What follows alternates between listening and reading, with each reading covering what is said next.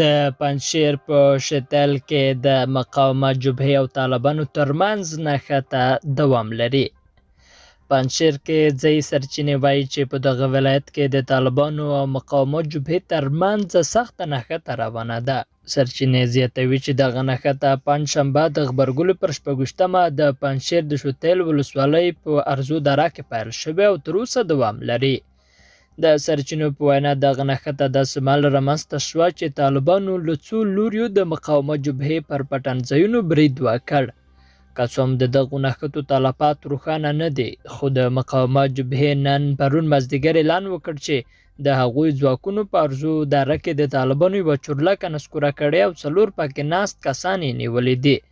طالبانو تر اوسه د دغو ادعاو په اړه څه نه دي ویلي.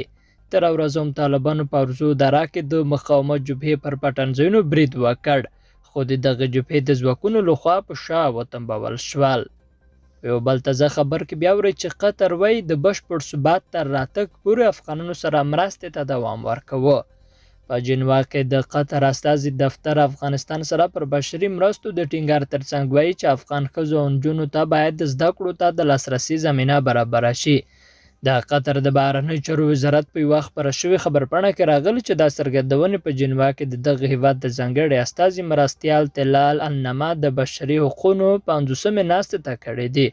هغه زیاته کړې چې هیواد یې له افغانانو سره خپلو مرستو ته تر هغې دوام ورکوي څو چې په دغه هیواد کې بشپړ ثبات نه وي رامنځته شوی.